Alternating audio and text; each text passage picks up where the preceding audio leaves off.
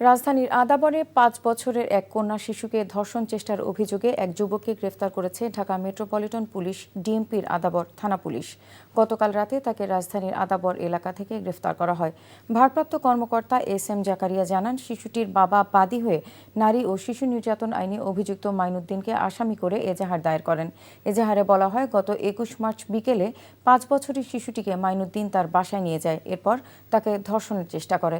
তবে মেয়েটি কান্নাকাটি করলে মাইনুদ্দিন তাকে ছেড়ে দেয়। তিনি বলেন, শনিবার সন্ধ্যায় ফের আসামি শিশুটির বাসার সামনে এলে শিশুটি তাকে দেখে কান্নাকাটি শুরু করে।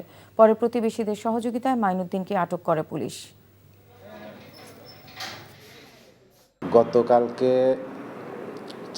বিকেল ৪টার দিকে ভিকটিমকে তাদের অজান্তে অভিযুক্ত তার নিজ বাড়িতে নিয়ে যায়।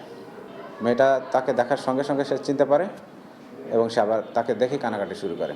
সঙ্গে সঙ্গে তার বাবা মাকে জানায় যে ওই ছেলেটাই কালকে আমাকে নিয়ে গিয়েছিল। এরপরে তার বাবা এবং স্থানীয় লোকজন ওই ছেলেটাকে আটক করে এবং পুলিশের সংবাদ দেয়। তারপরেই তো আমরা তাকে নিয়ে আসলাম।